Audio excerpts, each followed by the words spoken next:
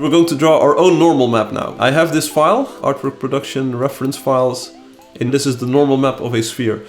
We can use this to pick colors and to make a custom normal map for these stones. So we have the outline of the stone. We can use the 3D feature in Illustrator, extrude and bevel. The camera to the front.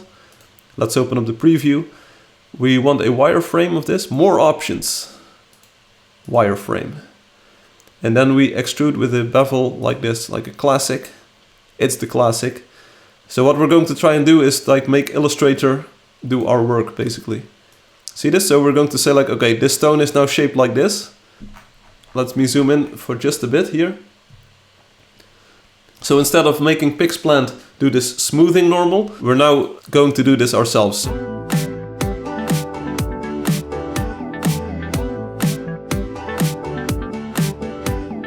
We're now going to shade these facets. We're going to pick some custom normal colors, and I hope that these actually work.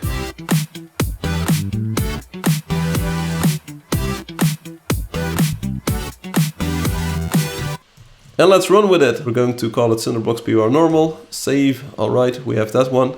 It's definitely different. It's a completely different style compared to what we did in PixPlant. So the PixPlant normal map looks like this.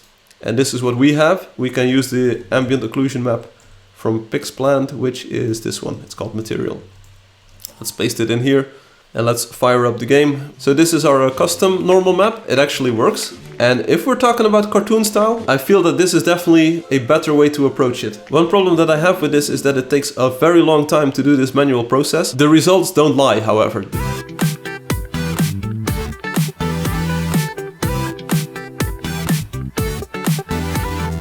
Okay, let's see what that looks like. So we are sort of approaching what it looked like in the smooth style from PixPlant, but we are also reusing the existing texture definitions or shading that we had.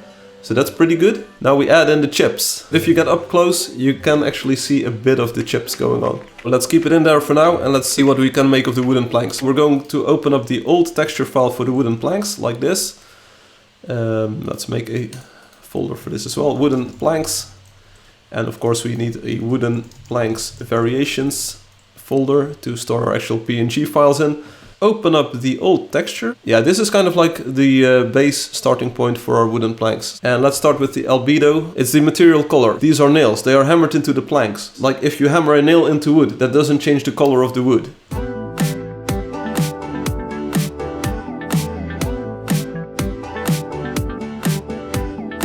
I think this is the albedo.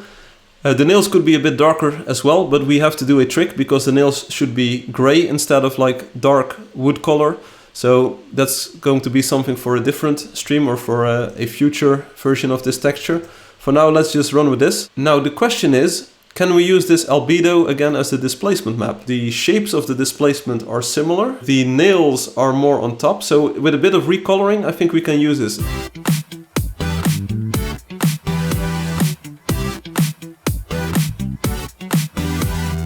So our wooden planks are 253, the wood grain is at 251. All of the nails we move to the front, the actual front.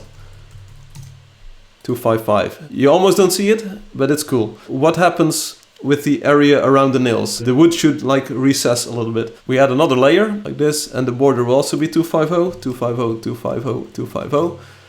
But now, there are places where the nail is on top of the wood grain, just like here. And now we want to actually multiply the colors. Like this. So it gets a bit darker if it's on wood grain. This is our displacement map for now. Open up the wooden planks displacement. Boom, like this. We're just going to extract an ambient occlusion map from this. It's a bit harsher than expected. Maybe this is good. Maybe this is good. We're going to save this map. It's going to be called the wooden planks PBR material.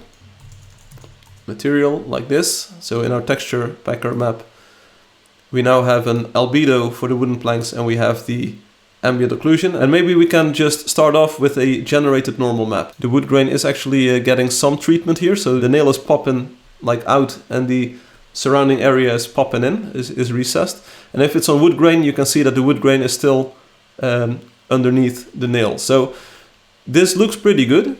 It would be so good if this actually worked, if we could actually use this texture like this. Because it saves us a lot of time and a lot of effort. It does make the material look beautiful, so maybe this is the way to go. because I can't imagine having to hand draw this entire normal map. Let's just try it. I agree, let's just try it. So check it out, the colors are definitely more intense than on the cinder blocks. Maybe it's overdoing it, but hey, we're exploring a style, right? If this works. I mean, in a way it does look good. Check out like the shading on the wood grain. It is actually very nicely shaded, I feel. We update the code generation, we update our texture, there we go. So in a way it does look good, and I mean it's a style that works. It's a style I feel that could work. On the other hand, I do feel that the cinder blocks that we made have a different style. They do have a different feel to them.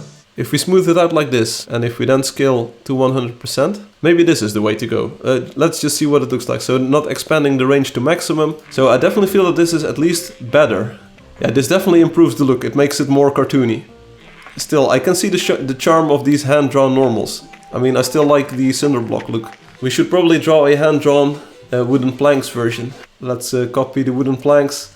Call this one PixPlant. The albedo is pretty good, so let's keep the albedo and ambient occlusion as well, because the displacement isn't going to change. And let's try to draw a normal map for the wooden planks. The nails we don't have to shade at all, because these are pointing upwards.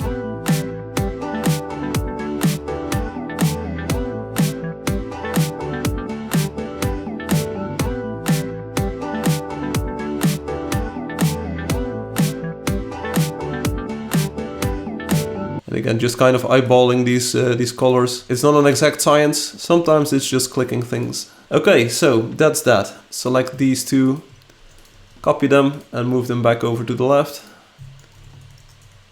Just like this. So let's copy over the wood grain like this.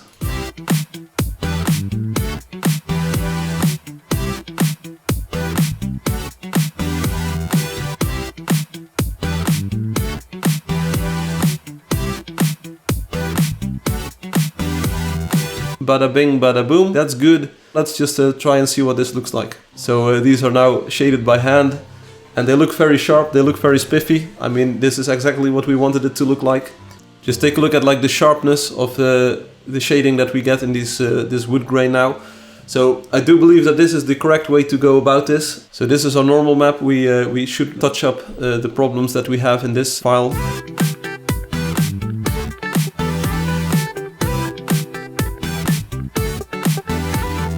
So I'm proud of the result, I'm proud of what we did here. Okay, so far so good, I believe. It does look hand painted, so that's good. Now we should still do the nail parts.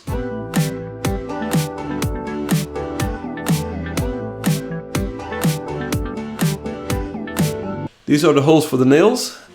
Check that out. So we now want normals for the nail heads, so normal nail heads. And we have to pull out the shape from the albedo map here. So let's get all of the nails.